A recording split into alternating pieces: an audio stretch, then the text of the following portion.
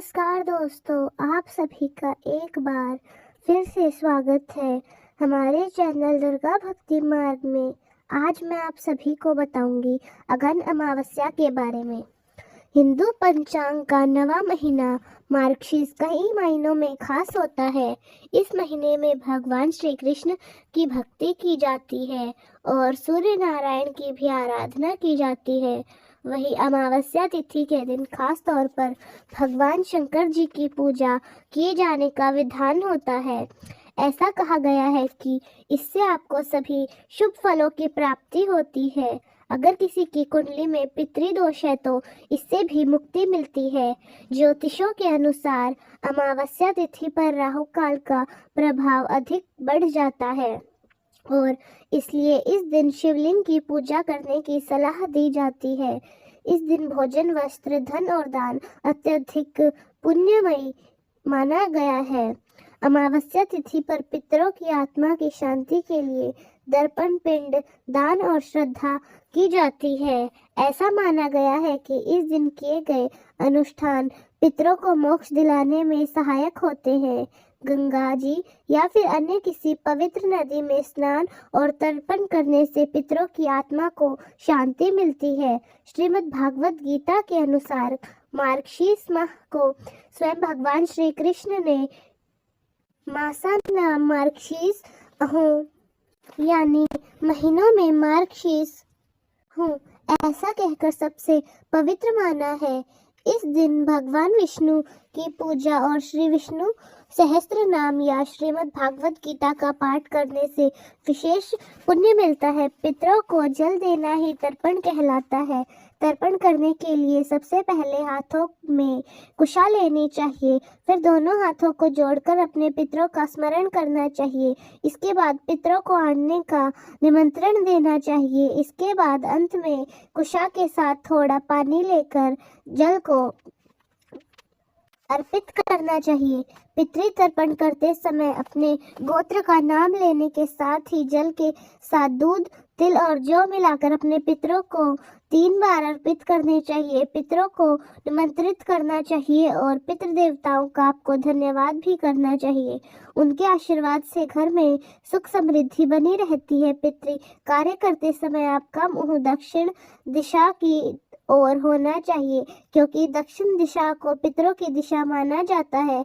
पितृ तर्पण के साथ ही सूर्य देवता को भी जल का अर्घ देना चाहिए और इस दिन शनिदेव के साथ साथ पीपल देवता की भी पूजा करनी चाहिए। इस बार अमावस्या तिथि 30 नवंबर शनिवार को सुबह 10:31 से शुरू होगी और 1 दिसंबर रविवार को सुबह 11:51 पर समाप्त हो जाएगी।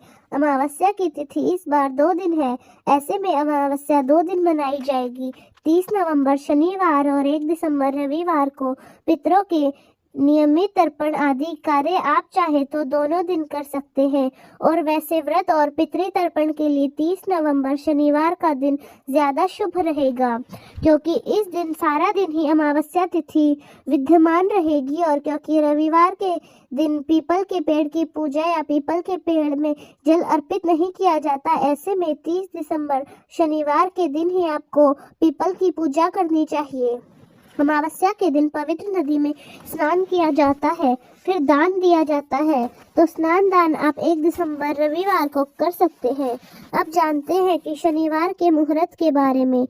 तो 30 नवंबर शनिवार को सूर्योदय होगा सुबह 6:55 पर और सूर्यास्त होगा शाम को 5:56 पर। ब्रह्म मुहूर्त सुबह 8:18 से 6:06 तक रहेगा। अभिजीत मुहूर्त दोपहर 11 बजे से 54 तक से 12:37 तक रहेगा।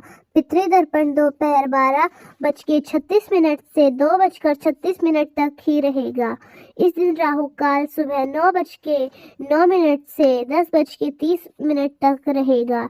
1 दिसंबर रविवार के दिन सूर्यास्त होगा सुबह 6:55 पर सूर्यास्त, शाम को 5:36 पर होगा। ब्रह्म मुहूर्त सुबह 5:19 से 6:07 तक रहेगा। अभिजीत मुहूर्त दोपहर 1:54 से 12:37 तक रहेगा। इस दिन सुकर्मा योग भी बन रहा है, जो कि शाम 4:33 तक रहेगा और राहु काल शाम 4:30 से 6 बजे तक रहेगा। अमावस्या के दिन किए गए दान से पितृ तृप्त हो जाते हैं। तो इस मौसम में काम आने वाली जो भी ज़रूरत की चीज़ें हैं, आप उनका दान भी कर सकते हैं। जैसे आप तिल का दान कर सकते हैं, या आप गर्म वस्त्रों का भी दान कर सकते हैं, पके हुए भोजन का दान कर सकते हैं, कच्चे अनाज का दान कर सकते हैं, फलों का भी दान आप कर सकते हैं। इसके अलावा आप आज के दिन किसी पवित्र पौधे को भी नदी तालाब के किनारे अपने पितरों की याद में लगा सकते हैं। जैसे आप वट वृक्ष का पौधा, पीपल का पौधा या बेल का पौधा या फिर आंवले का पौधा भी लगा सकते हैं। अमावस्या के दिन शनिदेव की पूजा करने से कुंडली में शनि दोष दूर हो जाता है या शनिदेव का प्रकोप शांत हो जाता है। इस दिन आप बहते जल में दीप दान कर सकते हैं। अंधेरी सुनसान जगह पर आप दीप दान करें।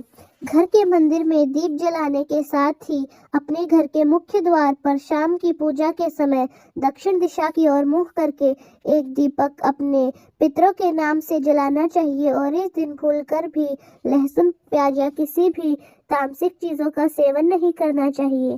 तो दोस्तों, कैसी लगी आपको हमारी आज की जानकारी? कमेंट्स में ज़रूर बताएं। धन्यवाद।